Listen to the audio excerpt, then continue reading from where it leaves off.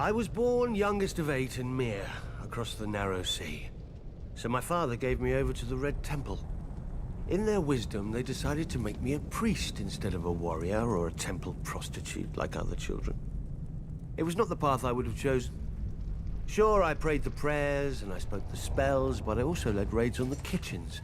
And from time to time, they found girls in my bed. Such wicked girls. I never knew how they got there. Then again, I did have a gift for tongues. And when I gazed into the flames, well, from time to time I saw things. Even so, I was more bother than I was worth. When the High Priest foresaw Robert's ascension, he sent me to turn the Storm Lord to the Lord of Light. When Robert seized his crown, we'd take all of Westeros from the Seven in a single stroke. Perhaps they thought Robert would listen to a kindred spirit, or perhaps celibacy had addled the High Priest's brain. I didn't know, and didn't care. I was free. I did my duty as I saw it, drinking and whoring and waving my sword around. The only gods Robert cared about anyway. Years passed, Robert became king, I became a joke. We both became fat. I even won some glory in Greyjoy's rebellion, first through the breach and all that. It's amazing what boldness a full bladder can inspire.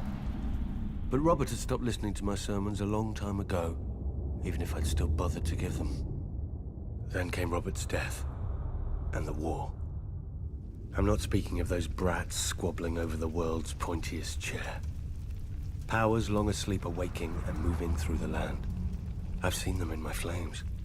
Shit, I've seen them with my own 2 eyes. The Lord of Light is real. And if he's real, then all of it is real. Man once again faces the war for the dawn, which has been waged since time began. On one side is the Lord of Light, the heart of fire, the god of flame and shadow. Against him stands the great other, whose name may not be spoken.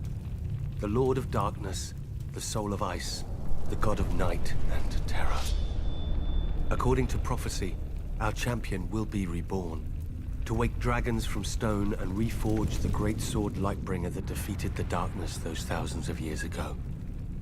If the old tales are true, a terrible weapon forged with the lifeblood of a loving wife's heart. Part of me thinks man was well rid of it. But great power requires great sacrifice. That much, at least, the Lord of Light is clear on. I sound like a dried-out old woman, I know. But as our former hand liked to say, winter is coming. When the cold winds rise, all men, no matter their faith or lack of it, huddle beside my night fires. And I pray the prayers, and speak the spells, and beseech the Lord of Light to bring back the dawn. So far, so good. But reprobate as I am, I can't help but wonder what will happen if, one day, our Lord does not answer.